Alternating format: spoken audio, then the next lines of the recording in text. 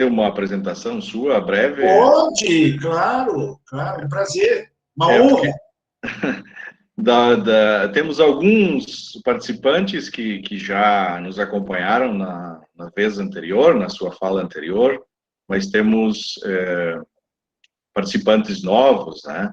Eu gostaria de acolher a todos, apresentando o palestrante de hoje, o Sérgio Alberto Feldman, graduado em História Geral pela Universidade de Tel Aviv, né, como comentou, que viveu em Israel. Depois fez mestrado em História Social pela USP e doutorado em História pela Universidade Federal do Paraná.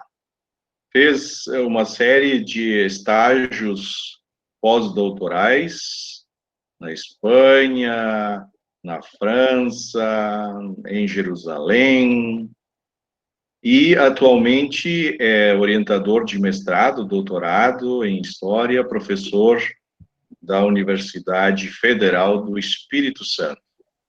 Tem experiência em História, com ênfase em História Ibérica Medieval, História Judaica, e atua com os temas Antiguidade Tardia, Cristianismo e Judaísmo, Visigodos, Antissemitismo, Isidoro de Sevilha, por aí. Tem um extenso currículo de publicações, certamente alguém que nos brinda com uma fala agradável e com muita propriedade. Então, o convidamos e está conosco o professor Sérgio Feldman, nosso amigo já, para tratar do imaginário judaico medieval, mitos antijudaicos. Boa noite, bem-vindo, professor. Boa noite, obrigado pelo convite, obrigado pela apresentação, que, ainda que formal, mas é carinhosa, porque eu acho que a gente não pode perder a ternura, né? A gente tem que continuar na academia, mantendo a humildade, tá? Não entrando na soberba, por mais que a gente possa saber, a gente não sabe tudo, de longe a gente tem muita coisa para aprender aí, e a gente aprende na interação com os alunos. E principalmente com muito carinho, com muito respeito. Para mim, eu sou da academia que gosta das pessoas, às vezes mais do que até do que dos temas. Né? É respeito, é carinho, é consideração. Mas vamos lá. Esse tema é um tema que eu tenho abordado nos últimos tempos. Houve uma época que eu trabalhei com questões de corpo, tá? Mas já faz alguns anos que eu tenho trabalhado com as interações entre judaísmo e cristianismo, tá? Com foco principalmente nos debates, nas polêmicas medievais, polêmicas do século XII, XIII, principalmente. Alguma coisa começa no XI, alguma coisa resvala para o XIV, mas o XII e o XIII principalmente.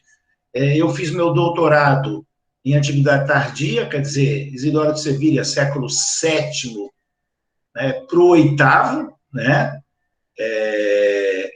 E fiz meu mestrado, eu fiz em relações conjugais, extraconjugais em Portugal, que é século XIV, XV, e eu tinha um enorme espaço no meio, me abriguei agora nele, eu trabalho com 12, com 13, e estou encantado.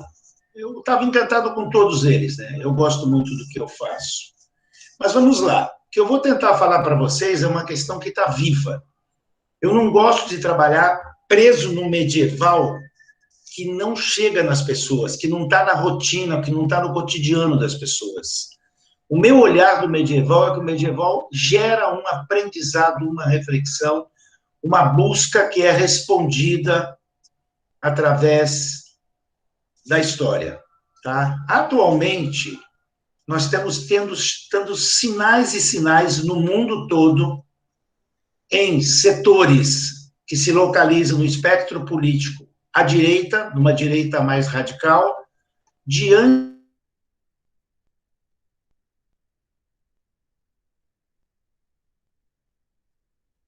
tá? Isso é uma questão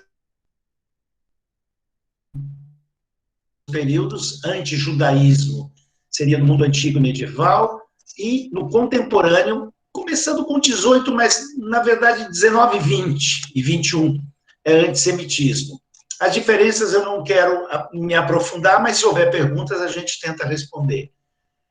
Mas vários dos mitos antijudaicos estão vivos, a gente está ouvindo eles, com fortalecimento de posições de direita, se fortalecem vários tipos de preconceito. Preconceito contra o negro, preconceito contra o homossexual, preconceito ou misoginia, e também o antijudaísmo, o antissemitismo. Então, eu vou trabalhar com o meu recorte, mas, na verdade, eu entendo que o problema é um problema largo, é um problema que está muito forte, que está na mídia, que está em alguns governos do mundo, inclusive no governo brasileiro. Pode passar o primeiro slide.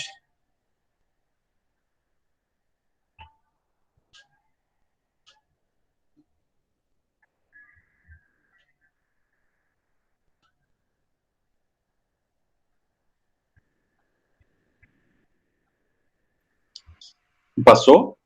Não estou vendo. Vocês estão vendo? Não. Não. Mas não está compartilhado? Está, mas está fixo no primeiro slide. Certo. Vamos sair e compartilhar.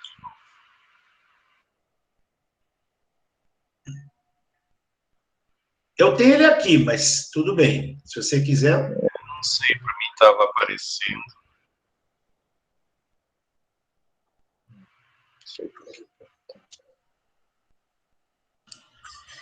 Sescon, tu estás com dois caminhos de... Dois aparelhos. Sim, Isso. 2 aparelhos. Ok. Agora está vindo. Entrou a abertura, mas não entrou o segundo. Tá. Agora entrou. Agora vem a pergunta que está lá para trás. Nós vamos trabalhar com séculos, basicamente com séculos 11, 12, 13. Os mitos são construídos antes, mas eles criam uma formatação que vai ser de longa duração. Mas o de mais longa duração é quem matou Cristo, quem matou Jesus, tá? E a pergunta se faz, alguém quer responder?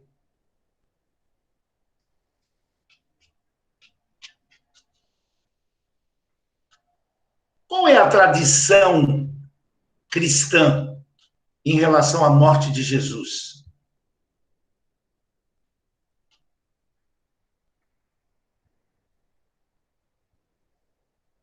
o texto fala em judeus e os seus chefes, né, os chefes do Sinédrio. Uhum. Os judeus e os chefes do Sinédrio. Sim. Que mais? Em que contexto? A descrição dos evangelhos? Onde é que eles estavam? Quem é que estava coordenando? É um tribunal, né? Existia lei, não era sem alguma lei. Qual era o poder estabelecido e qual era o tribunal que estava lá?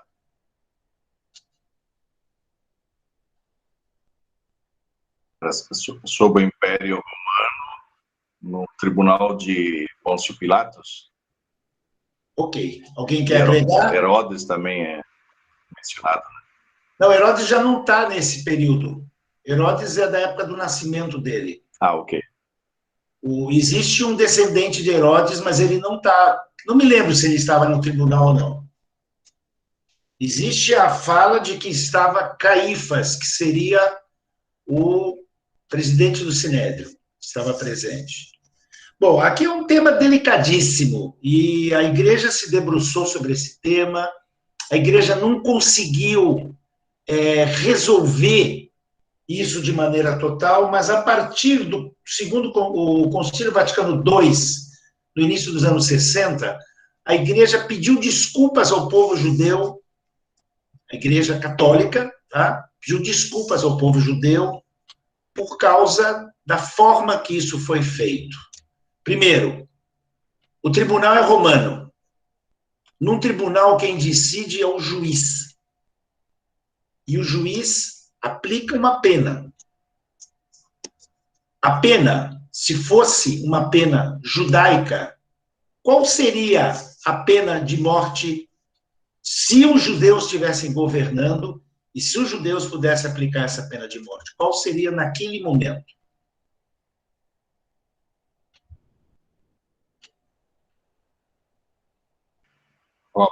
Apedrejamento, não é? Lapidação. Apedrejamento. A gente tem elementos e números que mostram que os romanos não só, mas principalmente crucificavam.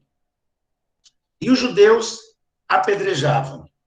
Apedrejamento era uma maneira de fazer isso coletivamente para não ter um carrasco, alguém matando, porque tem um mandamento que diz não matarás.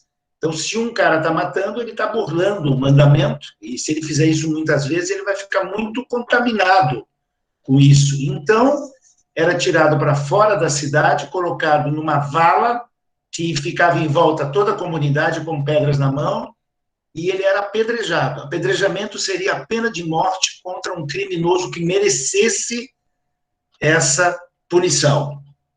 No caso, ele foi crucificado. O tribunal era um tribunal romano. Havia judeus assistindo? Parece que sim. O testemunho dos evangelhos diz que sim. Então, vamos acreditar que seja verdade.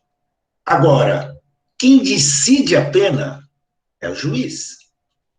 Ao tirar a pena do juiz e passar ela para os judeus, está se fazendo uma distorção, um fake news. Por quê? Porque se os judeus condenassem, os judeus executariam, e seria apedrejamento. Acontece que Roma de carrasco dos cristãos, que foi até o ano 306, Roma perseguiu os cristãos principalmente entre os anos 250 e 306, no qual teve vários imperadores que mataram centenas e milhares de cristãos porque eles não queriam fazer o líbero, que era uma espécie de serviço aos deuses romanos, que seriam os deuses da cidadania. Tá? Então, esse serviço aos deuses romanos, os cristãos se recusavam. Os judeus tinham isenção disso, porque eles tinham um status anterior, mas os cristãos tinham se separado já, ou começado a se separar do judaísmo. Então, Roma trucidou. Foram 56 anos, no meio dos quais teve um imperador que foi mais respeitoso e pacífico com os judeus, mas foram 4 imperadores diferentes que trucidaram os cristãos. Desculpa, 4 não, 6. Entre os quais, o mais conhecido é o Diocleciano, que antecedeu o Constantino, que foi o imperador que se aproximou do cristianismo, que se deu conta que não conseguia dar conta. Então, por que se colocou esse estigma aos judeus? Porque os judeus viraram adversários dos cristãos numa herança, que é a herança de um pacto com Deus, concorrentes na revelação, concorrentes no pacto, e os romanos se aproximaram dos cristãos. Então, a gente tem que refletir como que as coisas podem ser até descritas de maneira correta, mas distorcidas na interpretação. Mesmo que aconteceu esse julgamento, quem estava nesse julgamento? Era o povão? Ou era a elite que estava ligada a Roma? Porque havia revoltas seguidas contra Roma. Os judeus tiveram o templo destruído poucos anos depois da morte de Jesus, numa revolta contra Roma, destruíram Jerusalém, queimaram o templo. Teve revoltas depois subsequentes. Essa foi em 66, Jesus deve ter morrido lá por 33, 35, mais ou menos. 30 anos depois, uma revolta contra Roma, destruíram o templo. Depois, em 112, 115, uma revolta na diáspora. Depois, uma revolta em 132, 135, ou seja, em um século, a partir da morte de Jesus, 3 enormes revoltas com massacres de judeus. Roma era a inimiga dos judeus, mas os judeus tinham um estatuto jurídico, e os cristãos também tiveram Roma como inimigo, Mas os judeus não tinham, os cristãos não tinham estatuto jurídico, tá? Então, isso é longo, tem artigos sobre isso que eu explico, mas se criou os judeus como uma espécie de bode expiatório. Ali está boda, porque eu não corrigi direitinho. Esse eu fiz hoje, eu acrescentei hoje. Mas o que há aqui que é importante é a necessidade de definir a minha identidade a partir da negação da identidade do outro, tá? E, no caso, a identidade cristã, para se afirmar, tem que dizer que os judeus receberam a revelação, mas não entenderam. Então, o conflito cristão-judaico, através dos séculos, ele tem muito a ver com essa teoria que Scottson e o Norberto Elias têm da identidade-alteridade, que eles fazem num livro que chama Estabelecidos e Outsiders, que é um livro sociológico que foi feito na Inglaterra, numa suposta cidade chamada Winston Parva, e que mostra da necessidade do outro para eu definir o eu, ok? Vou parar aqui e vou teorizar menos, vamos em frente. Pode mudar, por favor. Outra autora que eu referencio é Mary Douglas, Purity and Danger, em português seria Pureza e Perigo, ensaio sobre a noção de poluição e tabu. Ele trabalha com a questão de pureza, questões de sangue. O ponto de partida do livro da Mary Douglas é o livro do Levítico, tá? Mas o Levítico influenciou o judaísmo, o cristianismo e o islamismo. O Levítico é um livro de normas de sacrifícios, normas de pureza, normas do ritual, tá? E ele influencia muito nas 3 religiões monoteístas. No quê? A outra palestra que eu fiz foi sobre as normas dietéticas, alimentos permitidos, kashrut, os tabus do sangue. Ora, na questão do sangue. E o sangue vai ser o nosso tema hoje também. Quem assistiu a outra vai entender também essa conexão. O sangue vai ser nossa reflexão em função de que ele reflete, tá? O sangue reflete uma série de tabus que começam a partir do livro do Levítico, mas se consolidam e vão adiante. Pode mudar. O sangue no judaísmo, novamente, falamos disso na palestra anterior. A proibição do uso na alimentação da carne de certos animais considerados impuros. Então, não se come que animais, por exemplo. Tem vários que assistiram já a outra palestra. Olha ali no slide tem, ó, exemplo. Porcos, animais de rapina, frutos do mar, mamíferos que não sejam ruminantes, não tenham patas fendidas, múltiplas razões e regras. Isso falamos no outro encontro. Fora isso, os considerados puros têm regras, têm normas de abate. Minimizar a dor, o sofrimento do animal abatido. Então, no bojo de tudo isso, vem um conceito. Sangue é vida e é proibido ingerir sangue.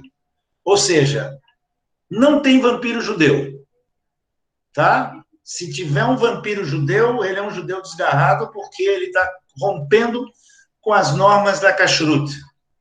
Quando um animal permitido, um animal puro, é abatido dentro das normas, uma das coisas que se faz é deixar sangrar e o sangue sair várias e várias vezes, para poder a carne ser consumida, a carne dos animais permitidos e abatidos de acordo com as normas. Até aqui, como teve gente que não assistiu a palestra anterior, alguém tem alguma pergunta? Pode um por vez abrir o microfone e perguntar que eu vou tentar responder.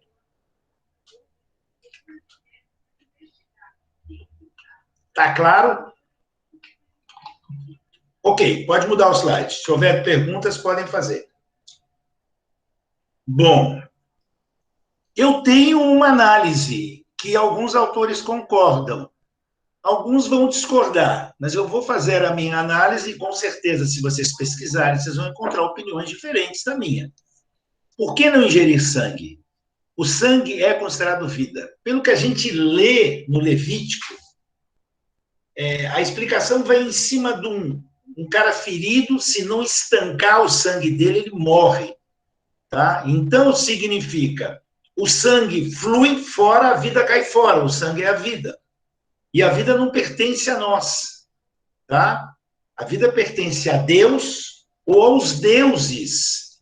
É comum aos povos do Mediterrâneo Oriental, mas também a povos do Mediterrâneo Ocidental. O sacrifício de animais, no qual o sangue era ofertado aos deuses, era queimado, né, no altar. Então, às vezes, eram politeístas, animistas, que tinham ídolos, mas também sacrificava animal. O judaísmo tinha, no período do primeiro templo, do segundo templo, sacrifícios de animais, no qual a vida era passada de volta para Deus. Então, o sangue dos animais era parte das ofertas.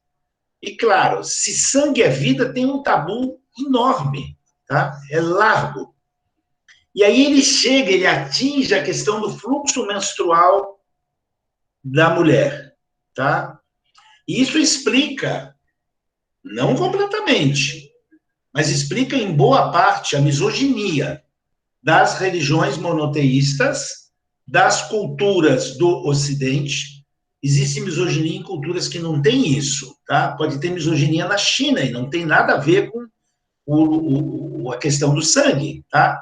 Mas para cá ajuda a explicar. Quer dizer, a mulher é um ser que está periodicamente impura, contaminada, porque ela sangra. Ela tem vida em deterioração. Então, essa questão também se estende, por exemplo, ao sêmen. O sêmen é considerado uma forma de sangue. Então, o sêmen também contamina o homem. Se o homem tiver uma poluição noturna, ele está contaminado também. Então, tem que se fazer uma purificação, tá? Então, claro, há uma noção de pureza que bate na sexualidade. A mulher contaminada, menstruada, ou o homem contaminado, teve uma poluição noturna, tem que tomar um banho ritual. Esse banho ritual é feito em uma espécie de banheira, que pode ser escavada numa rocha, que pode ser... tem todo tipo de formas. Ou até num lugar de água corrente, mas o ideal é essa água corrente ser canalizada e colocada nessa banheira e fazer imersões e purificações. Tá? Claro que isso vai ter um efeito terrível na questão da misoginia e que, a partir do texto de Mary Douglas, a gente pode fazer um estudo, um caminho sobre isso, que nós não vamos fazer hoje, mas que está em aberto. Pode mudar. Bom, claro que isso vai criar uma série de normas de comportamento e de pureza, principalmente para as castas. Eu coloquei classe ali, eu peço desculpas pelo erro, tá? Classe é um termo de modernidade, pelo menos, mas de preferência de contemporaneidade. Mas de modernidade dá para falar de classe. Usar classe no mundo medieval ou no mundo antigo é meio complicado. Mas existia 3 castas dentro do judaísmo. Essas castas não tinham uma rigidez absoluta, mas tinham alguma rigidez. A sociedade de casta tradicional, aquela hindu, é muito rígida, tá? Mas aqui tem alguns elementos de rigidez também nas castas judaicas. Seriam os descendentes da tribo de Levi, compunham uma casta sacerdotal que era passada de pai para filho. Se um Levi casasse com uma não Levi, não teria problema. Mas se uma Levi casasse com um não Levi, o filho não seria mais Levi. Então, era a transmissão por genealogia paterna. Tá? Coanim seriam os descendentes do Arão, irmão do Moisés. Seriam os sumos sacerdotes. Então, tinha o povo em geral, as 12 tribos, uma tribo que se separou e deixou de ser tribo para ser uma casta sacerdotal, que são os levitas, que descendiam de Levi. O Levi foi um cara que não teve um comportamento muito bom, não. Não é o melhor exemplo aí, mas recebeu essa incumbência. O Moisés era Levi, o próprio Arão era Levi, mas do Arão se criou uma casta superior ainda, que seria o sumo sacerdote dos Koanim. Então, os judeus transmitem isso, os que são Levi ou Cohen transmitem isso de pai para filho, não de mãe para filho. O judaísmo é transmitido em linha matrilinear, tá? O filho de mãe judia é judeu. Então, eu tenho 2 filhos homens, judeus, de pai e mãe, que são casados com 2 mulheres não judias. Os meus netos, em teoria, eles não são judeus. Eles são até circuncidados, e eles podem um dia até fazer essa escolha, mas terão que passar por um processo de conversão, pelas mães não serem judias. Ou as mães tivessem se convertido antes de casar, coisa que não foi demandada. Tá? Já Levi e Cohen é pelo pai. É pelo pai. O pai é que transmite. Muito bem. Então, eles têm normas muito rígidas de alimentações permitidas ou proibidas, relações sexuais lícitas, conjugais, e rituais diários, festivos e ritos de passagem. O judaísmo é muito normativo. Estou falando do judaísmo tradicional. A cepa agora é uma palavra que está na moda, a gente pode usar. A cepa ortodoxa é muito rígida nessa questão do judaísmo normativo. No judaísmo não ortodoxo, que tem linhas diferentes, com conservadores que são bem modernos, reformistas são mais modernos, e outros grupos têm modulações dessas tradições e adaptações. Tem uma modernidade que penetrou no judaísmo já no século XVIII, XIX, com uma influência já no XVIII, mas no XIX, e, por exemplo, um judeu reformista pode não guardar kashrut, as normas dietéticas, ou ter uma kashrut matizada.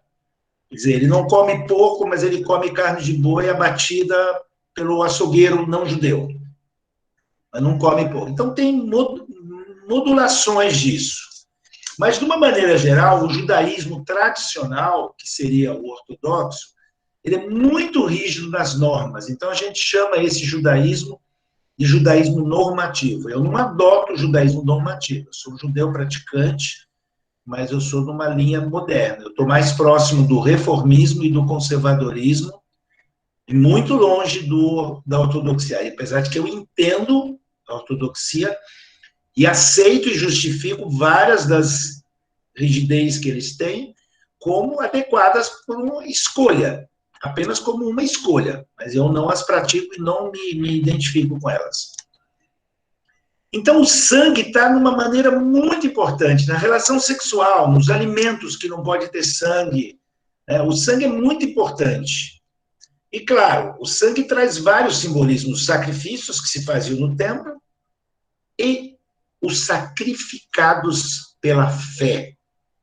Ora, mártires, eu falei há 15 minutos atrás de que o Império Romano, entre 250 e 306, fez inúmeras perseguições aos cristãos e matou um número muito grande de cristãos que se negavam a cultuar, a fazer sacrifício. Era um sacrifício só.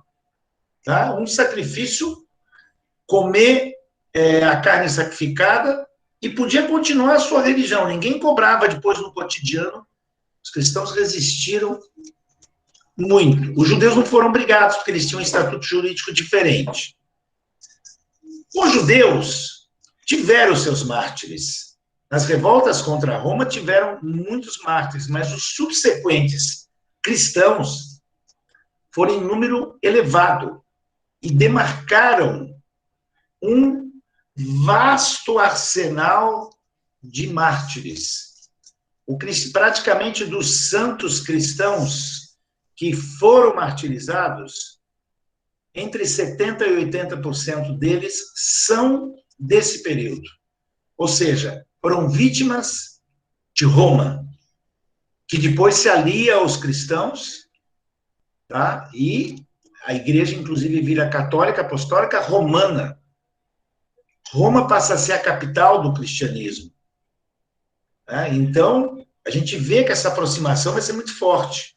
E claro que a história vai ser contada por uma ótica que tenta atenuar o que Roma fez. Não negar, não esconder, mas atenuar.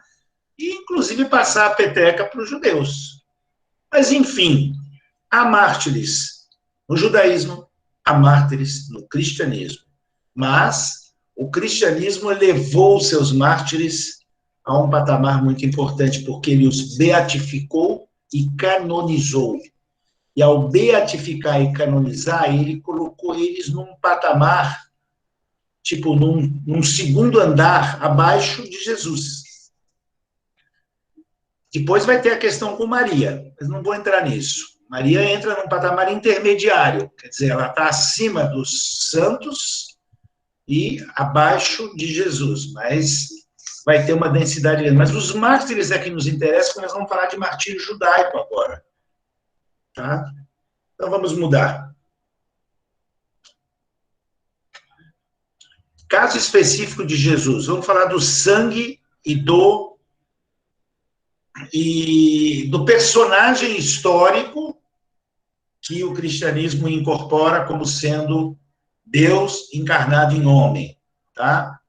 Ele foi martirizado e o sangue dele entra em toda uma construção teológica, tá? Que o sangue vertido por ele é para redimir a humanidade e substituir os sacrifícios no Templo de Jerusalém.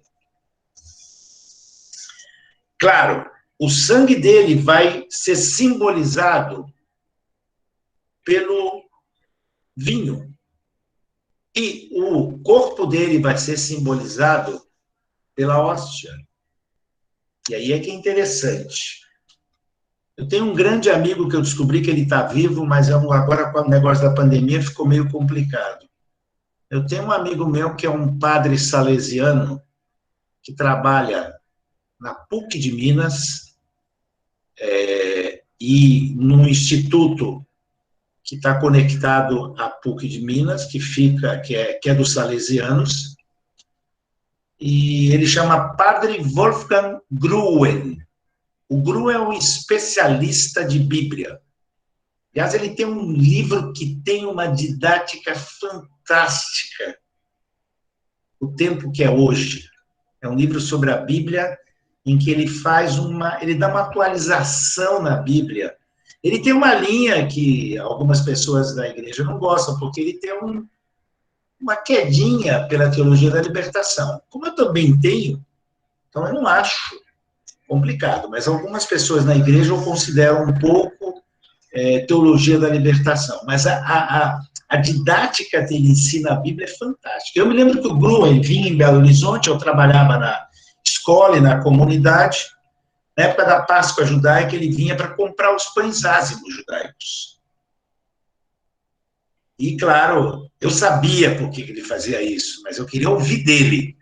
A gente se tornou amigo, né? Ele tinha um carinho muito grande, fizemos palestras juntos e tudo mais, na comunidade, fora da comunidade, participamos de culto ecumênico juntos, até um com o Helder Câmara, que ele me indicou para fazer um evento sobre a paz. Eu fiquei do lado do Helder Câmara, eu fiquei azul, né? De pequenez, eu me senti tão pequeno diante daquele homem incrível, aquele personagem histórico, né? Um culto ali no que eles chamam de Praça do Papa, ali no Alto das Mangabeiras. Mas o Gruen vinha e comprava matzot, pães ázimos. Eu falava, para que você quer isso? E eu sabia. Falava, porque esta é a verdadeira hóstia. Era numa ceia, num seder de Pessah, uma ceia da Páscoa, que Jesus estava na sua última ceia. E apesar do Leonardo da Vinci ter feito lá a última ceia com pães redondos e grossos, seriam pães finos e não fermentados. Então, na verdade, o corpo de Cristo é uma matzá, um pão ázimo, tá? E o vinho é os 4 copos da ceia de Pessah. E claro que esse simbolismo foi transformado. O cristianismo não podia manter ele inalterado, porque senão seria cristianismo, seria judaísmo. Então, os símbolos são reconstruídos. Mas o corpo de Cristo seria, então, um símbolo judaico. Tá? Pois, outra ideia, o pacto novo substitui antigo. Por isso, cada trecho do chamado Antigo, Velho Testamento, é repensado pelo cristianismo, é rediscutido, é reinterpretado e é colocado como uma espécie de, acompanhe meu pensamento, o Velho Testamento faz o trailer, a previsão do que virá a ser o novo. Então, tudo que acontece no novo estava previsto no Velho. Então, cada trecho do Velho Testamento, ou pelo menos muitos dos trechos, ele é usado para explicar alguma coisa do Novo. Aqui já está falando assim, e aqui simboliza isso. Isso eu tenho no meu doutorado, e eu tenho num artigo meu que eu publiquei aqui na UFES, né, em que eu mostro isso aí, que a gente chama de exegese. É a análise de um trecho e uma interpretação. Então, se interpreta o antigo para explicar o novo. Muito bem. Mas aí temos uma concorrência. Essa concorrência pela revelação, pelo pacto. Revelação seria Deus falando com o homem. É o diálogo de Deus com o homem. Então, Deus pode falar com o Moisés, pode falar com as tribos todas lá no Monte Sinai, pode falar com os profetas, ou, como o cristianismo diz, pode até mandar o filho para falar com os homens de maneira direta. Mas a revelação seria o diálogo de cima para baixo. O pacto é um acordo entre Deus e o seu povo escolhido.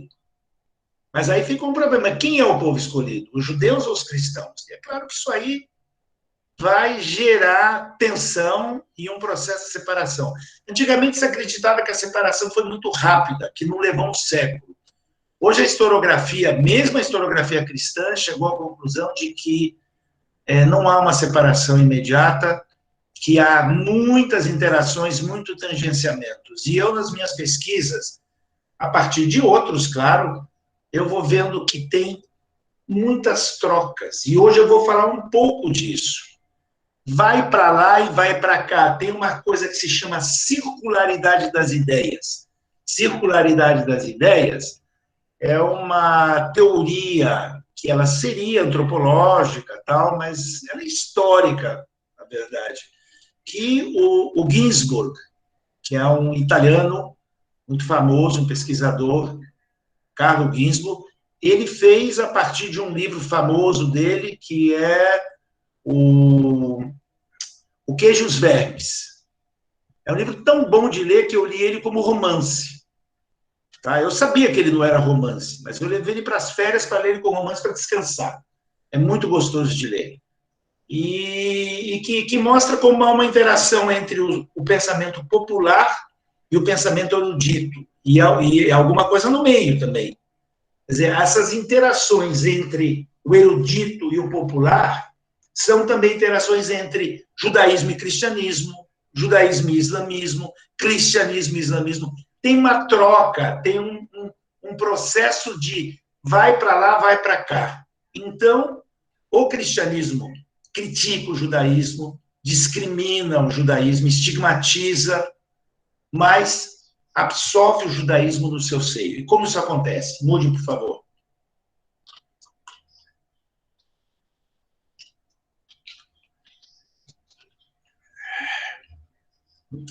O grande mentor dessa transformação, mas não é algo que ele criou. Ele não criou, ele não fez isso do zero. Eu acho que é um dos personagens mais importantes do final do mundo antigo, se não é um dos mais importantes, não é o mais importante, é um dos mais. Eu tenho 5 alunos que fizeram mestrado e um que fez doutorado sobre Agostinho de Hipona. Agostinho, também chamado de Santo Agostinho, eu prefiro não usar esse termo porque eu acho que ele é teológico, né? Eu sou historiador, Agostinho é um teólogo, um bispo e um cara brilhante, um cara que deu a moldura para várias coisas que já estavam sendo gestadas antes dele. Ele não criou nada do zero, mas ele, com o brilho que ele tem, com a escrita, com a fala dele, quando você lê um texto dele, parece que você sente ele falando, ele é denso, ele é forte. Ele diz assim, é uma fala de dentro do livro dele, tá? Não propõe a destruição dos judeus. Desenvolve o conceito pelo qual os judeus devam ser dispersos, submetidos e inferiorizados. E utiliza novamente um trecho de um salmo para justificar sua posição. Agora é ele falando. Isso é de um artigo meu, tá? Desculpa, eu falei que era do livro dele, não. Mas é baseado no livro dele. Aí é o salmo que está dentro do livro. Não os mate, os judeus, para que não se esqueçam um dia de tua lei. Dispersa-os com teu poder. Novamente sou eu falando sobre Agostinho. Dessa maneira, Agostinho constrói o conceito de povo testemunho. Os judeus apareceram para ver o cristianismo surgir e mostrar a verdade do cristianismo que eles não enxergam. Mas a cegueira deles leva eles a uma condição de inferior. Tá? Então, a um tempo só, estigmatiza os judeus, mas gera uma proteção mínima, mas gera. Povo testemunha uma reflexão teológica pela qual tenta resolver o enigma. Os judeus ainda continuam existindo. O Agostinho está no ano 430 que ele morre. São 400 anos que os judeus continuam existindo, o cristianismo se estabeleceu, é forte, é poderoso. Então, vamos explicar por que os judeus estão por baixo, mas sobrevivem. É o povo testemunha. Estão aí para provar e para mostrar a verdade. A degradação deles mostra a verdade. E precisa segurar eles, porque eles serão a prova no final dos tempos. Mude, por favor. Gregório Magno.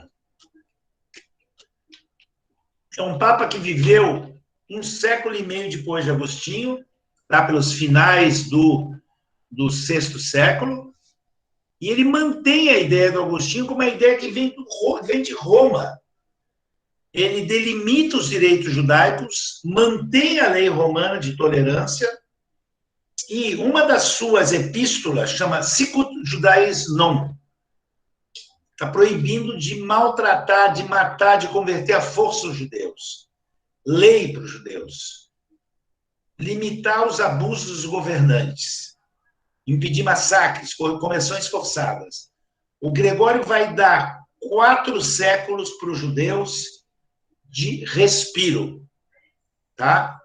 Ou seja, de Agostinho a Gregório, 1 século e meio, de Gregório às Cruzadas, mais 4, 5 séculos. Ele vai dar um respiro aos judeus, dizendo, mantemos a lei romana, eles têm direitos adquiridos pelo Império Romano, vamos manter eles, mas tem controle, tem limite. Eles não podem fazer tudo. Eles não podem converter, nem pagãos, nem cristãos. Eles não podem exercer certos cargos, certas funções. Tem regras. Então, numa cidade, subir uma catedral, a sinagoga não pode ser mais alta que a catedral. É uma série de leis que são ainda imperiais, do império quando já é convertido ao cristianismo. Mas isso muda com as cruzadas. As cruzadas são uma reviravolta e nós estamos chegando no tema. Pode mudar. Olha, as cruzadas são um tempo ruim para os judeus. As cruzadas surgem, acontecem, num contexto que a Europa deixou de ficar pequena e começa a ficar grande.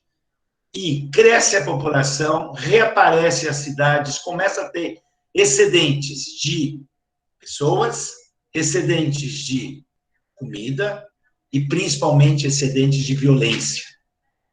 A igreja vai tentar controlar isso e tirar essa violência para fora do sistema. Só que a violência está no sistema. E aí surgem grupos não de nobres, não de guerreiros, mas de gente comum do povo, lideradas por um tal de Pedro Eremita, e começam a saquear e a cobrar os judeus para pagarem para eles propina. É uma turba descontrolada. Enquanto eles conseguem, eles vão avançando. Paralelamente à Primeira Cruzada, que sai do Reino da França e do Império Germânico, paralelamente, nessa fronteira entre a França e o Império Germânico, começa a haver massacres. E os massacres são pesados. E entram em Jerusalém os cruzados, a Primeira Cruzada dá certo, ela vence. Eles massacram todo mundo que está lá. Massacram, inclusive, cristãos. Cristãos orientais, que não são católicos, eram considerados cismáticos. E sendo cismáticos, eles matam muçulmanos, judeus e cristãos. A Primeira Cruzada é uma violência total. Os bispos são completamente contrários à violência. O alto clero não gosta da violência. O alto clero não quer conversões forçadas. O alto clero segue Agostinho e Gregório Magno, lá para trás, 500, 600 anos atrás. Mas vai haver uma violência muito grande. E aí, os judeus vão ser colocados para converter ou morrer, e eles optam por autossacrifício, tá? Eles reagem, tentam lutar, vejam que vem que não dá, e partem para uma reação de martiriológio. Vamos lá. O termo Kiddush Hashem, Kiddush é do verbo Kadosh, que é santo, Hashem é o nome, traduzo como santificação do nome divino, sacrifício em santificação do nome divino, tá?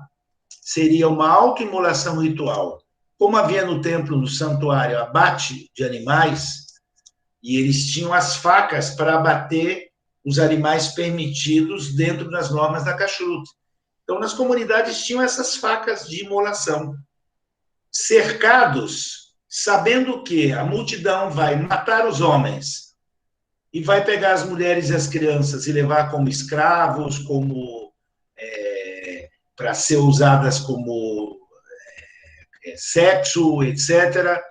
Os judeus, sabendo disso, né, os homens adultos resolveram tomar uma atitude. Então, eles massacram toda a família e se autoimolam. Então, é uma autoimolação em nome de Deus para evitar que mulheres e crianças sejam pegos vivos e usados como objeto, como escravos, etc., inclusive como objeto sexual. E, então, isso não é uma opção de todos. Em alguns lugares é majoritário, em outras não. Mas os judeus pegam a mensagem passada pelos que optam pelo sacrifício e desconhecem aqueles que se convertem para se salvar, tá? Ficam com os mártires e desconhecem os apóstatas, tá? Óbvio, há apostasia. Muita gente prefere não morrer e continuar, mas há um grande número de mártires. E isso cria uma visibilidade. O lugar do mártir, desde o século III, começo do IV, era cristão. O panteão cristão de mártires era imenso. O dos judeus era desconhecido. Os judeus entram numa mídia social de martirológico. E ficam muito visíveis como fiéis a Deus, que morrem pela fé. E isso, evidentemente, pode reverter favorável a eles. Dá muita visibilidade. Mude, por favor. E os judeus que eram judas, deicidas, malignos, alteram sua imagem pública se tornando mártires. E os judeus escrevem crônicas. E não-judeus escrevem também crônicas. E até não-judeus, eu tenho uma menina que agora está na Itália, que eu queria ela para doutorado, mas ela não me quis. Ela arrumou um namoradinho e foi morar com ele na Itália. O que eu vou fazer? O menino é mais bonito que eu, e ela casou com ele e foi para a Itália. Mas eu queria ela para doutorado. Fez um belíssimo trabalho de mestrado sobre o Kiddush Hashem.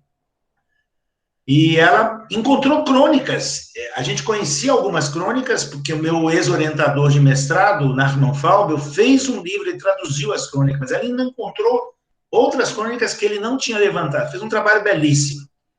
Elas mostram o heroísmo dos mártires e minimizam, escondem os apóstatas. Então, óbvio, rabinos apoiados pelo imperador, que brigava com o Papa na questão das investiduras, o imperador deixa os judeus voltarem. Não pode. A conversão cristã não é retroativa, porque ela é um sacramento, e o sacramento, numa visão neoplatônica, ele é embaixo e em cima, tá? Ele é embaixo e em cima. Mas o imperador está furioso com o Papa e deixa os judeus retroagirem à conversão forçada. A igreja tem uma teoria de que, mesmo forçada, o sacramento é o sacramento.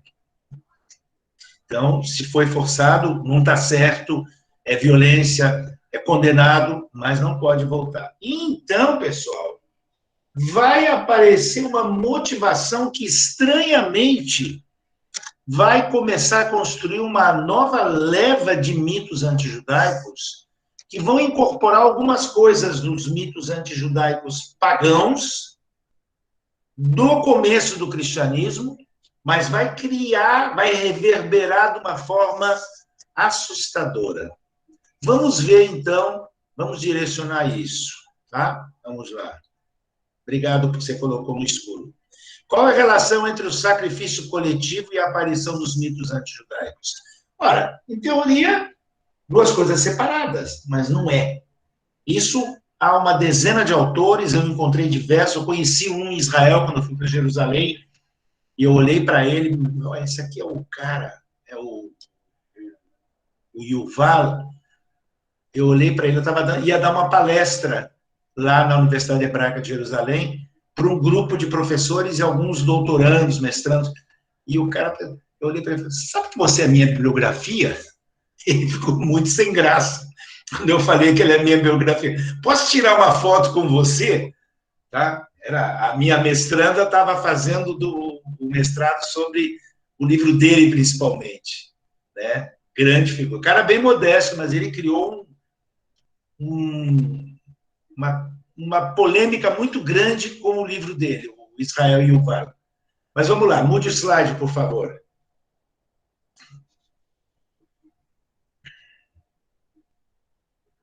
Yuval está aqui, considera que há uma íntima relação entre o martírio judaico na primeira cruzada com a acusação que ocorre algumas décadas depois. Os judeus são martirizados, têm o sacrifício em Kiddush Hashem, em santificação do nome divino, e logo depois vai aparecer uma sucessão de mitos, mas um deles muito conectado. Aí ele diz, a diferença para eles seria que, num caso, os judeus abatem seus próprios filhos. Se o judeu mata o seu próprio filho, o que ele não fará com o filho dos cristãos? Se ele é inimigo tão radical dos cristãos, e ele sacrifica seus próprios filhos para mostrar que os cristãos são cruéis, o que ele não vai fazer com os filhos dos cristãos?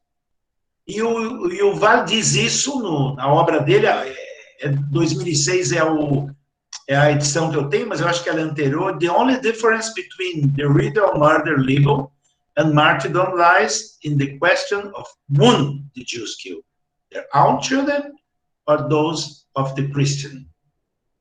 Acho que não precisa traduzir. A única diferença é que se ele mata os dele, o que ele não faria com os dos seus inimigos? Então, esse é o link, esse é o nível. O Yuval começa a rever. Ele é um judeu de origem ortodoxa, que foi para a academia, rompeu com a ortodoxia, mas que conhece profundamente. Né? O livro dele é uma tese revolucionária. Na França, fizeram vários programas de televisão com ele fala inglês, fala francês, e na França eu vi os vídeos dele, e aí 2 anos depois eu estou lá em Jerusalém, eu estou com a minha bibliografia na minha frente. arrepiou. Mas muda, por favor. Ainda no século XII, desculpa, já começa a aparecer acusações de crime ritual. Ele não é zero, não é a primeira vez que se fala disso, mas é a apropriação de um mito antigo, mas transformado, né, numa circularidade de ideias para o que vai ser o crime ritual, que até hoje é um mote que vai aparecer lá no final. Vou mostrar para vocês imagens até de jornais nazistas, tá? Falando disso. Crime ritual seria o sacrifício de cristãos por judeus para celebrar um rito, seja imolação pura e simples, seja utilização de sangue para magia, e principalmente para fabricar os pães ázimos. Aquelas maçotas que eu falei. Olha só, os judeus matam cristãos para matar por matar, para fazer magia com sangue. O sangue é mágico. A crença das 3 religiões é que o sangue é mágico, né?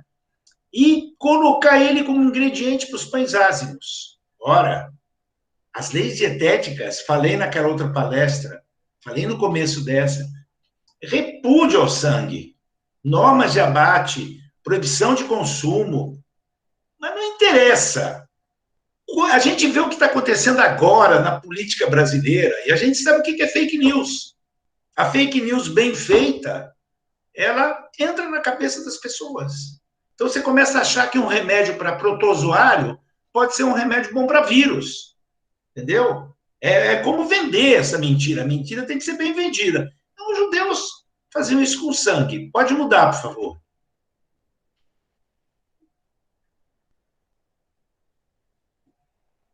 Mudar, por favor. Os papas chamaram a atenção. Tem bulas papais dizendo que tem leis bíblicas que proíbem os judeus de consumir o sangue. Mas o baixo clero propaga isso.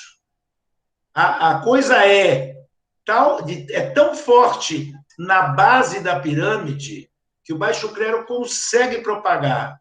Então, claro, se os judeus tinham problema com sangue menstrual, que tinha que fazer mikve, que não podia comer, etc., etc., tá? É o oposto ao judaísmo. Comer sangue é negar a Torá e a essência do judaísmo. É uma grande inversão. A inversão é uma forma político-religiosa, mas ela é política e é religiosa, e pode ser as duas coisas ao mesmo tempo ou só uma delas. Inversão é uma forma de colocar um problema que você tem e jogar para o outro. O problema é transferido, mas fazer inversão é colocar num cara que abomina o sangue, que ele usa do sangue para fazer magia, que ele usa do sangue para fazer o pão ázimo. Mas, enfim, esse é um problema político-teológico. Pode mudar. Isso aqui é uma imagem do crime ritual supostamente feito por judeus. Na imagem vocês veem... se eu passar o mouse, vocês não veem, né? Bom, vocês veem... Do lado esquerdo tem uma mulher, depois tem um homem com um chapéu pontudo. Esse é um judeu. Vários deles têm sinais judaizantes, e tem nomes deles, e os nomes são nomes propícios. E Simão de Trento, entre outros, é um cara que desaparece e não se acha o corpo dele. Tá? E se diz que os judeus usaram do sangue dele, do corpo dele, para fazer sacrifícios. Trento é uma cidade entre a Itália e a antiga Iugoslávia, tá? Que é um ponto de contato com o sul da Alemanha, Suíça e sul da Alemanha, Bavária, etc. E já tinha tido acusações de crime ritual na Inglaterra, na França, no Império Germânico, e aí já é quase que dentro da Itália.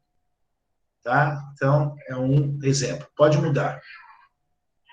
Crime ritual aparece na Inglaterra, metade do século XII. O primeiro deles, primeiro declarado, aconteceu, se é que aconteceu, né? Pelo menos a acusação em Norwich, em 1144.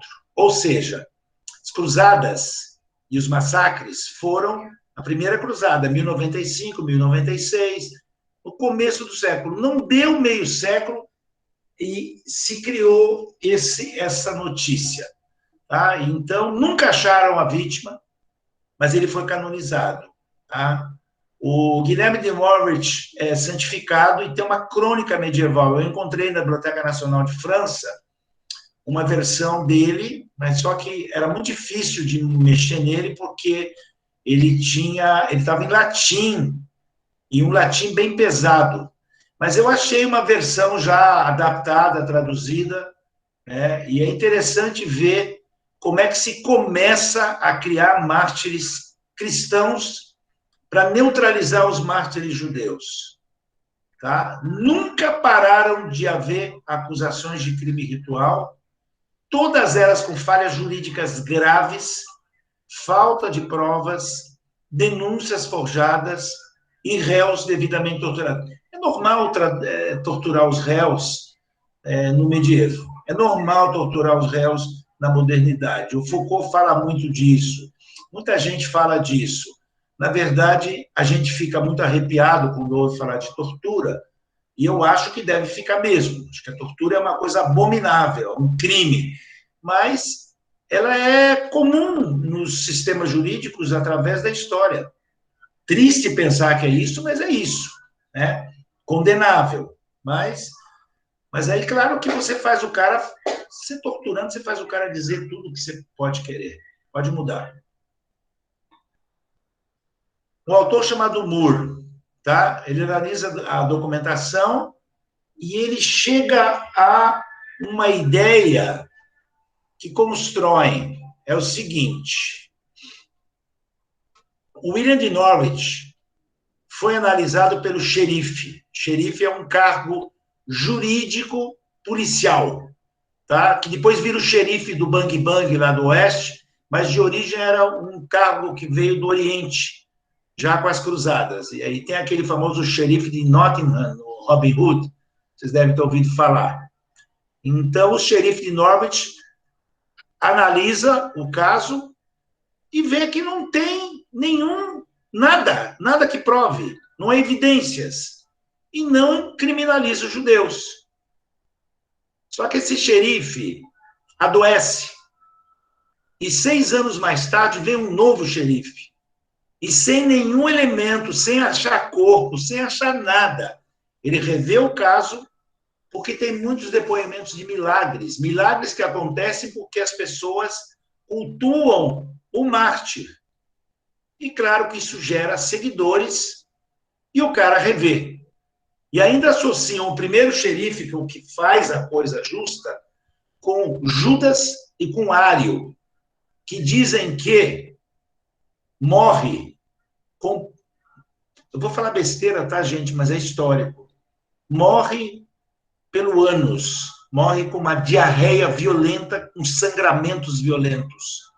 Tá?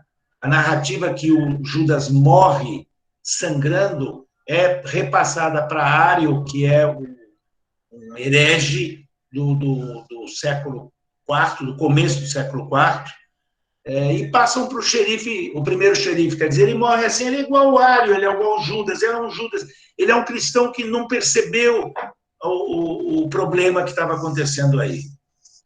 Vamos lá, mudem.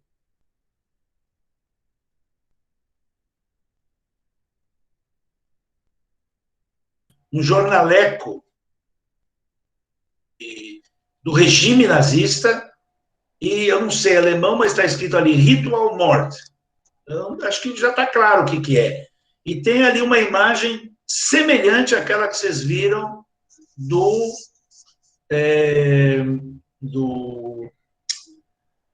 Simão de Trento. Tá? Agora, o que eu quero dizer para vocês, então? Simão de Trento é 1144. Nazismo é 1944. Isso é um fenômeno de longa duração e um fenômeno que está vivo ainda, tá? Isso ainda se vê, se ouve. Mude, por favor. Esse tipo de acusação já existia contra os judeus da parte de um escritor grego chamado Demócrito. Grego no sentido helenizado, não é grego da Grécia.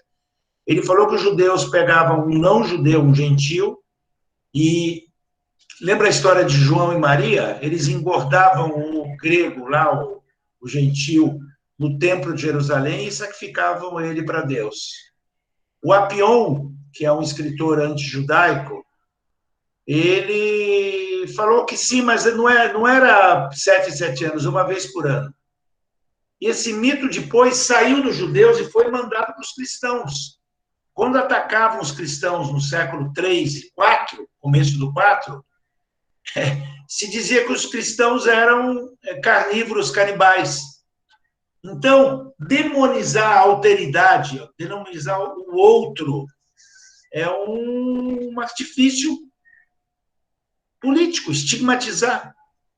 Então, a gente tem que entender que pode mudar o algoz, pode mudar o criminoso, pode mudar o mal, mas o mal é catalisado no outro, seja esse outro qual for. Então, pode ser, por exemplo, o comunismo internacional, pode ser a China, tá? Mas tem que ter um mal em algum lugar. Você tem que usar do mal, porque senão você não fica como bem. Então, você é o bem. Então, a vacina é um artifício para nos dominar. A China quer nos dominar. Aliás, quando eu tomei, começou a virar o rabo do jacaré, só que logo eu tomei um remédio homeopático e eu voltei a ser humano. Mas cheguei a ficar quase um jacaré. Muda, por favor.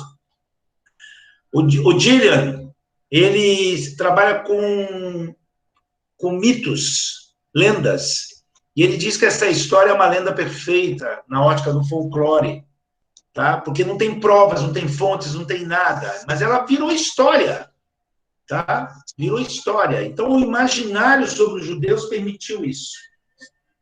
Pode mudar. Esse mártir aí, esse mártir de Norwich, ele vai aparecer depois, quer dizer, na percepção de alguns autores, precisava achar uma outra alteridade. Então, depois vão ser os escoceses, os irlandeses, que seriam ou não civilizados ou mal cristianizados, mas que permite a identidade inglesa se constituir. Os ingleses tinham um problema, eles eram invadidos a toda hora. A ilha era muito cobiçada, sempre tinha invasores. Então, a identidade inglesa precisava de alteridades para estigmatizar. Então, eram os vikings, de repente, eram os escoceses, eram os irlandeses, tá? Então, claro, o Guilherme de Norwich seria um bretão, mas com nome normando. Então, ele catalisa, ele junta dois elementos, um invasor e um estabelecido e um que veio de fora, e os aproxima e catalisa na veneração desse santo o encontro de bretões e normandos. O Robin Hood não, o Robin Hood separa, diverge, mas o Guilherme de Norwich ajuda a aproximar esses dois. Esse é o estudo de alguns autores. Pode mudar. E essa acusação foi para o continente. O More acredita que no medievo central teve 150 de casos de acusações. Aí ele cita Würzburg, Império Germânico, Blois, no Loire, na região do rio Loire, em 1171. Olha, um atrás do outro. Parece que propaga que nem um vírus, tá? 31 judeus foram presos em Blois. Eu visitei Blois, no Vale do Loire, e eu brincava lá com o meu filho e minha nora, que eu sentia no ar, né, a Puscelina de Blois, que era a amante do conde, e que a condesa aproveitou para se livrar também da concorrente, porque ela foi pega no pacote dos 31 judeus que foram enforcados. né? E dizem que a Pocelina era muito mais bonita que a Condessa, mas não teve jeito, ela era judia e ninguém mandou flertar com o conde. E o Filipe Augusto executa 80 judeus em 1191 em Brest-sur-Seine. Ou seja, espalha e se estica. Chega os anos 30 do século passado. Muda, por favor. Ele se espalha e a gente vai ver vários pensadores, várias figuras falando que isso aí é blefe. O mais famoso imperador Frederico II, no século XIII, que ele fala que não tem nenhum fundamento disso. Frederico II era o inimigo do Papa, né? E ele queria cutucar o papado. Mas o papado não dizia que o crime ritual era verdade. Mas olha só, o último caso que foi a julgamento e levou à prisão um judeu, ele foi na virada do 19 para o 20. Caso Baylis, que foi... O caso Baylis virou depois um livro e um filme. O filme chamava O Homem de Kiev, um filme antigo, dos anos 60, e o livro chamado O Bode Expiatório, do Bernard Malamud. Quer dizer, início do século XX, tinha um caso, uma prisão, uma acusação de crime ritual na cidade de Kiev, caso Baylis. Kiev, Ucrânia, na época Rússia czarista. Pode mudar. Peste negra. Peste negra, vão dizer que os judeus é que propagaram. Eles morriam menos, porque eles tinham normas de higiene mais rígida, e aí mataram muitos judeus. Muda. Profanação das hóstias. Vamos partir para uma parte mais visual. Tá? Profanação das hóstias dizia assim, os judeus arrumavam algum intermediário que fosse na igreja e roubasse hóstias. Depois pegavam as hóstias e as torturavam. Ora, nesse momento, o papado está tentando a doutrina da consubstanciação. Existe uma ideia da hóstia como um símbolo, mas existe uma ideia da hóstia como efetivamente, ao ser abençoada, ela se torna o corpo de Cristo. Não pode mastigar a hóstia. Se mastigar a hóstia, sai sangue. Tá? Então, houve uma época nos anos 50, 60 aqui no Brasil que os padres eram severíssimos, como quem não engolisse a hóstia inteira sem mastigar. Puniam. Né? Mas então que os judeus obtêm hóstias, torturam elas e o sangue sai. E a hóstia reage, a hóstia voa, a hóstia grita, a hóstia pede socorro. E nós temos uma obra aqui artística de um pintor renascentista ou pré-renascentista, século XV na Itália, já é renascentista, que ele fez em uma igreja em Urbino, na Itália. Vamos ver as imagens. Não, essa aqui é uma imagem de profanação das hóstias, mas não é o Paulo Urbino, muda. Essa também é uma imagem de profanação das hóstias, são germânicas essas duas. Vamos lá. Outra, judeus espetando as hóstias. Outro, por favor. Aí nós vamos ver, está em inglês, isso aqui eu peguei da Vicky,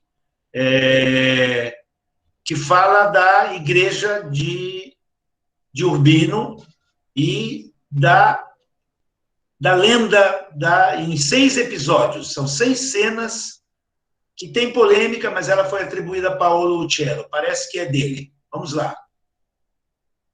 Primeira cena. A mulher vem e traz para ele as hóstias e ele paga. Ele está de vermelho. Pode mudar. A hóstia começa a gritar e a pedir socorro, e a família do judeu está dentro da casa e as autoridades chegam ali para prender o judeu. Muda. Aqui as hóstias são restituídas ao altar. Muda. Aqui são punidos o judeu e vai ser punida também a mulher. Muda. Aqui, vão ser queimados. O judeu. Pode mudar. E aqui, no velório, os demônios já estão aqui para pegar os profanadores. Deve ter detalhes que eu não peguei. Lá do lado esquerdo tem uma árvore ali que pode ser aquela árvore do Jardim de Éden, e algumas outras coisas. Claro que eu não sou habilidoso em análise de imagens, mas essas imagens parece que falam de per si, e eu perco vários detalhes, com certeza. Pode mudar. Isso aqui é uma xilogravura com uma espécie de quadrinhos sobre a profanação das hostas, está em alemão, medieval, e vai de cima para baixo, da esquerda para a direita, tá? Pode mudar.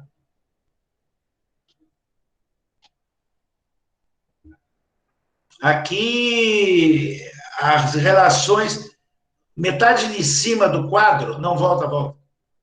Metade de cima do quadro é um crime ritual, e a metade de baixo é o diabo, os judeus. Aumenta um pouquinho só, o de baixo. Isso, sobe um pouquinho. Olha só, não. O judeu está em cima de um porco. Os judeus não comem porcos, não se relacionam com porcos. Um judeu está mamando na teta do porco, o outro está comendo fezes do porco. São judeus? São. Eles têm um círculo na roupa. O que está em cima do porco está no manto dele, o que está lá em cima do bode está no manto do lado direito, o que está embaixo está no ombro esquerdo, o de baixo está no ombro esquerdo também. E o diabo está junto. É a demonização dos judeus. Os judeus são aliados do demônio. O Jean Delumeau, num livro que chama A História do Medo no Ocidente, ele fala dos inimigos. Os inimigos têm vários. Tem muçulmanos, tem mulheres, né? Mas tem os aliados do diabo diversos. E um desses é os judeus. Pode mudar. Aqui os judeus estão queimando no inferno. Esse chapeuzinho é o chapeuzinho que identifica os judeus. Então, tem um panelão, né, um caldo grosso aí com os judeus sendo queimados no inferno. Pode mudar.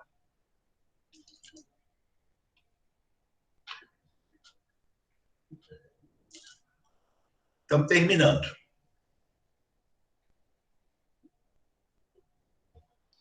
Esse é o último slide. Não, beleza, é isso mesmo. Beleza.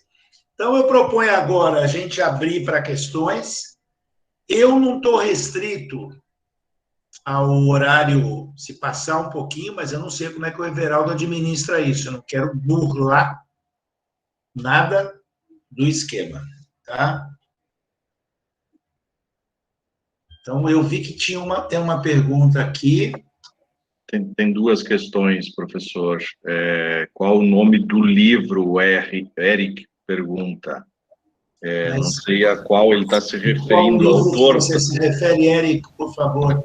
Essa já foi respondida, né? Fala sobre a Bíblia. Já encontrei ele. Obrigado. Ok.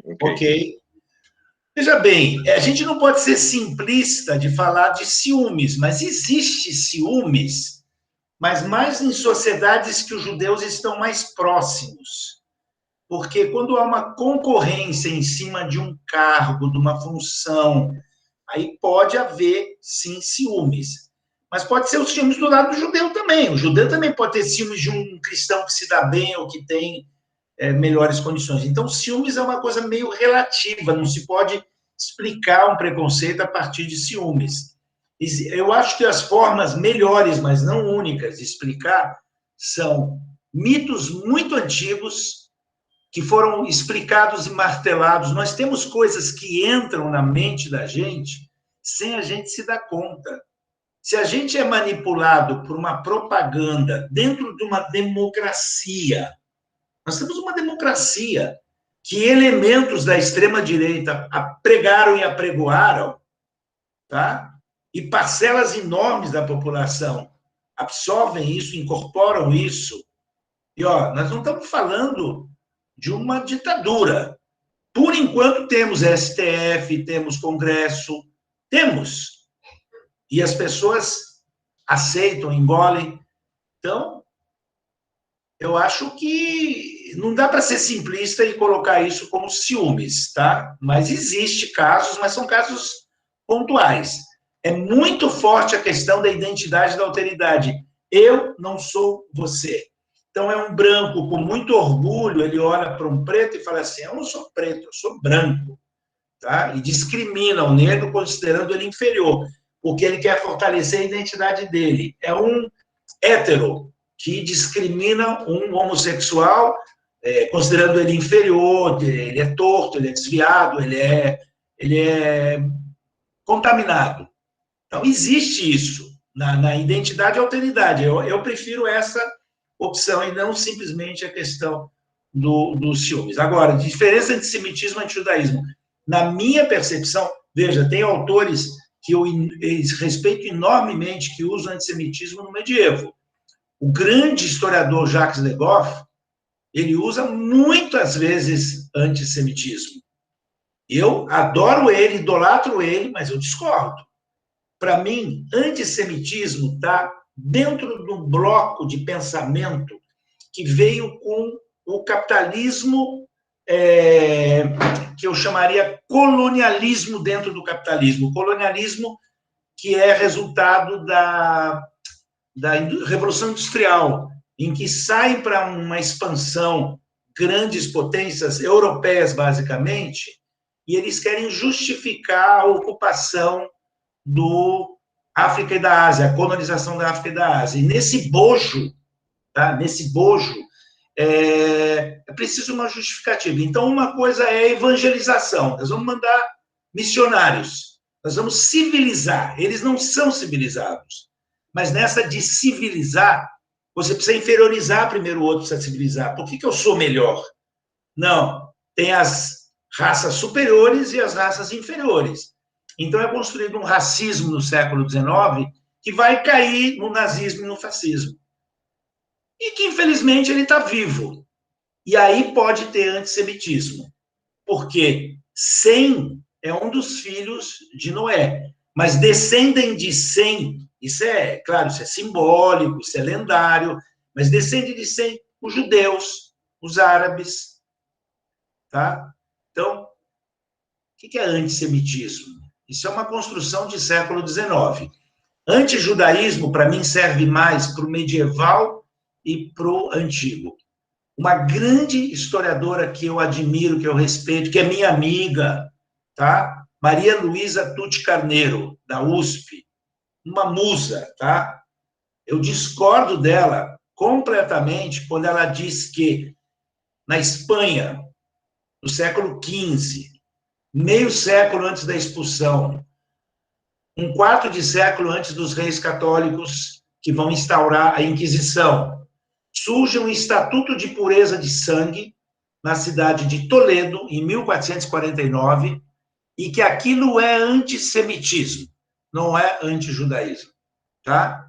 Eu discordo, mas isso é complexo. Ela teve numa banca de uma aluna minha, e eu não podia falar, porque eu não era o arguidor, né? Eu tive que ouvir, mas a menina se defendeu muito bem, e o professor espanhol que estava, que era antijudaísmo. É preconceito, não há dúvida. E a Tucci é uma batalhadora contra o preconceito, a discriminação, ela tem 2 institutos. Somos bons amigos, hein? Eu fiz um curso o ano passado, no começo da pandemia, e ela apoiou o curso com os 2 institutos dela, foi partner. Mas eu discordo na ideia. Eu acho que antijudaísmo é antigo medieval, inclusive Estatuto de Pureza de Sangue, inclusive Inquisição Brasileira, tá? E ela acha que aí já é antissemitismo. Então, ela bota o limite no século XV.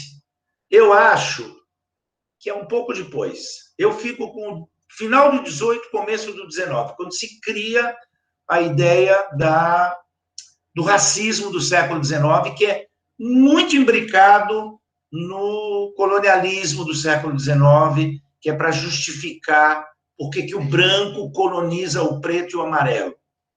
Tá? E aí entra o pacote. E aí vai dar o grande desvio, que é o arianismo que o nazismo vai incorporar. né? E agora nós temos muitas supremacistas brancos que estão nessa esteira também. Desculpe dizer, não quero ofender ninguém, eu sou ideológico, tá? Eu não posso negar minha ideologia. Eu acho que o racismo é um câncer, tá? Eu acho que todas as formas de discriminar são ruins, tá? São doentias.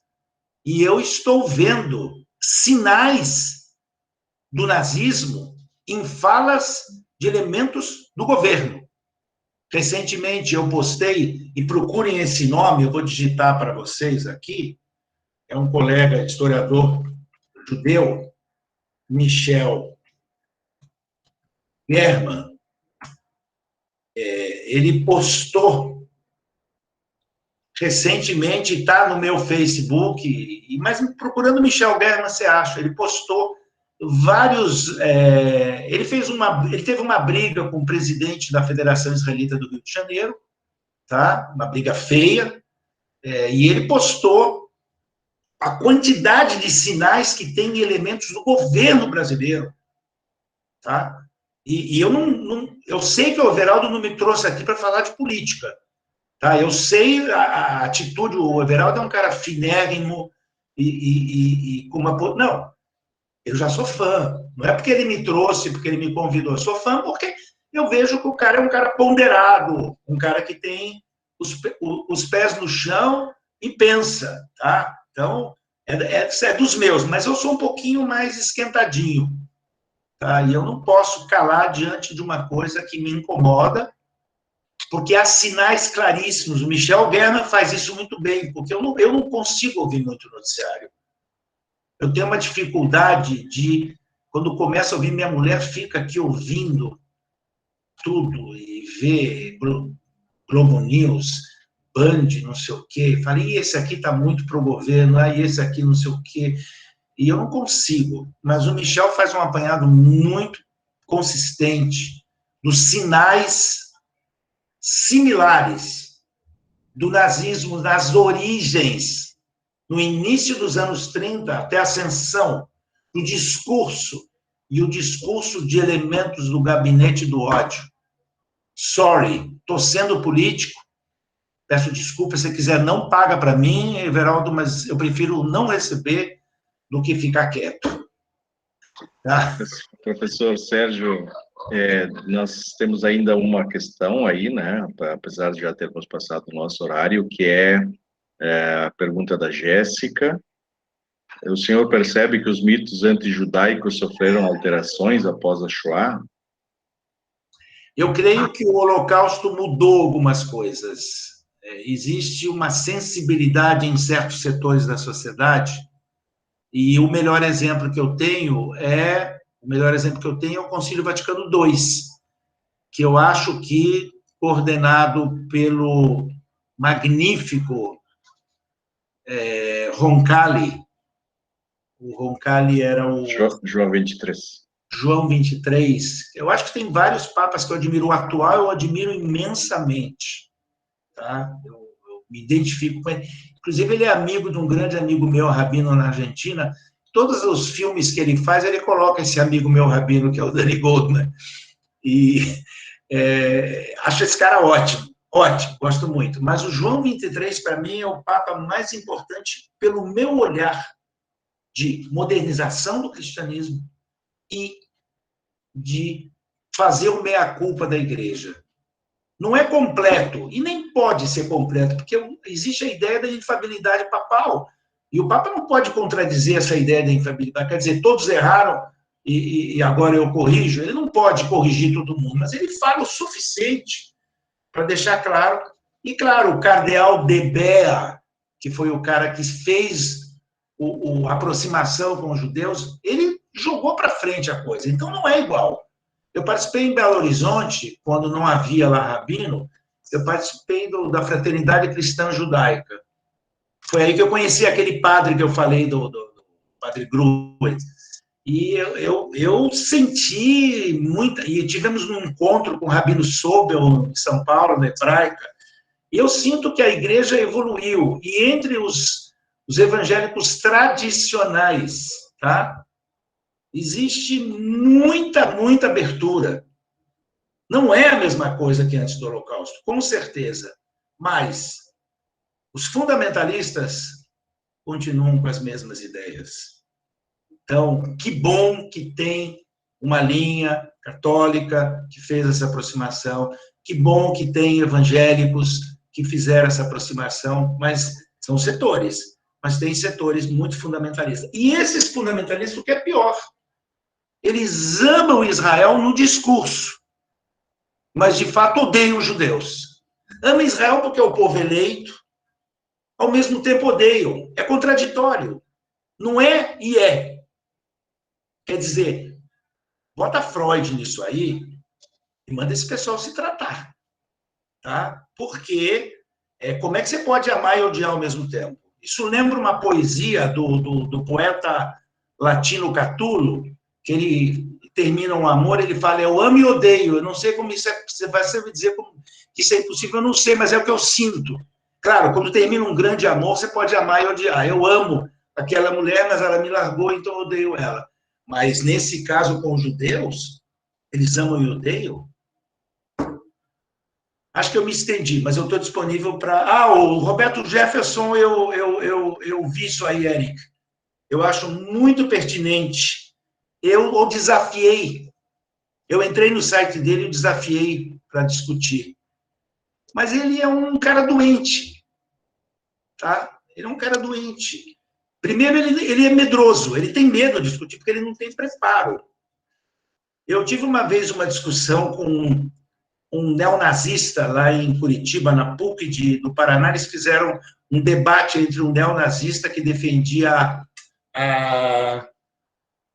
o revisionismo, tá? Que era assim, e o cara era mal preparado. Eu estava tremendo de emoção. Eu estava borrado. Eu falei, o que eu vou fazer? Porque a diretora da escola que eu trabalhava disse, você vai pegar ele no pescoço, você é um cabeça quente. Eu estava tudo contido, estava com medo de mim mesmo, não dele. O que eu ia fazer? Mas eu consegui me segurar. E o cara não tinha preparo. O Jefferson é a mesma coisa, ele não tem preparo. Só que eu tenho tanto ódio de um cara desses, por ele ser tão doentio, que eu tenho medo de escapar, minha língua escapar. Porque quando você fala com gente de bom nível, você diverge, você polemiza, não precisa concordar. Isso aí dá para ter uma discussão elegante com discórdia. Dá para ter uma discussão respeitável. Tá? Mas é isso. Professor, assim, para sintetizarmos de modo a concluirmos o nosso encontro, dá para dizer, então, que a pergunta por que a história demonstrou tamanha perseguição ao povo judeu pode ser respondida dizendo que temos aí envolvida a ideia de um povo deicida, que você desconstruiu, temos a questão da disputa pela posse da autêntica revelação entre judaísmo e cristianismo, e, sobretudo, o processo, o movimento de afirmação da identidade própria cristã, que é construída, pelo menos no início e no medievo, como você demonstrou, em oposição à alteridade, né? Então, é um processo adotado em muitas esferas e em muitos momentos, né? De afirmação de si a partir da negação do outro. Pode-se dizer isso? Tá bem resumido? Pode. Everaldo, eu não estou aqui porque eu estou querendo ganhar um trocado. Eu estou aqui porque eu sei que o seu trabalho é um trabalho sério. Entendeu? Então, eu sei que você tem um grupo, deixa eu usar um termo, não me entendam mal, um séquito de qualidade, entendeu? Então, você junta gente interessante, cabeça, e eu venho, porque, na verdade, é o seguinte, esse ano eu só tive confusão com os eventos que eu entrei para receber, porque a universidade é muito rígida, a burocracia. E, então, até eu me aposentar, que falta um ano, mais ou menos, eu vou negar convites para eventos que são remunerados, porque Eu odeio a burocracia. Eu sou chato nisso aí. E precisa fazer um monte de burocracia, de passar por comissão, não sei o quê. Se você me chamar uma vez no segundo semestre, eu faço de graça e você faz uma doação com o valor que você me pagar para o CUFA, alguma coisa assim, tá? Pode me chamar no segundo semestre que eu venho sem cobrar e você me promete que você vai juntar o meu trocado e você vai dar para uma associação. Volto sim, volto porque eu gosto desse tipo de coisa, eu gosto da interação, eu já vi que tem cabeças boas aqui, o pessoal está meio tímido, porque eu falo como, parece um político assim falando, eu falo com veemência, meio senhor da verdade, mas não sou senhor da verdade nenhuma, isso é uma interpretação, uma versão. Tá? Mas sobre judaísmo, sobre história medieval, história judaica, você pode contar comigo, nós somos brothers. Ok, é verdade. Nós somos brothers, sim. E em nome dessa amizade, dessa fraternidade que a gente está construindo, eu queria estender, assim, em nome do grupo Instituto Religare também, né, do curso de História, do nosso programa de pós-graduação em História, agradecer pela sabedoria, pela partilha do conhecimento, sobretudo, que você nos trouxe, e aproveitar para lembrar que essa temática, aos presentes, né, que essa temática do sangue, do sacrifício, ela vai voltar a ser discutida num evento que a gente está promovendo em agosto. E de qualquer modo, eu vou reforçar o convite ao professor Sérgio, né, para que esteja conosco. Hoje, inclusive, veio muito forte, né, essa questão, essa ideia do sangue, e ela vai voltar a ser discutida com maior profundidade nos 3 encontros que temos agendados para agosto. Depois nós temos outros cursos aí no segundo semestre, né, um sobre os ritos fúnebres, um sobre patrimônio religioso, aqui da Serra Gaúcha, então vai haver outras oportunidades para a gente se ver. E eu, assim, só me resta mesmo reforçar o agradecimento, acho que em nome de todos, né, há muitas manifestações aí de agradecimento, pelos momentos que passamos juntos aqui, e eu sei que num momento em que já estamos na festa do Shabat, e você abriu uma exceção aí para estar conosco, então, mais ainda reforço o nosso agradecimento. Mas o tema fica muito pertinente, porque ontem foi Corpus Christi. Sabe que quando a gente escolheu essa data não foi pensada. Isso foi mero acaso.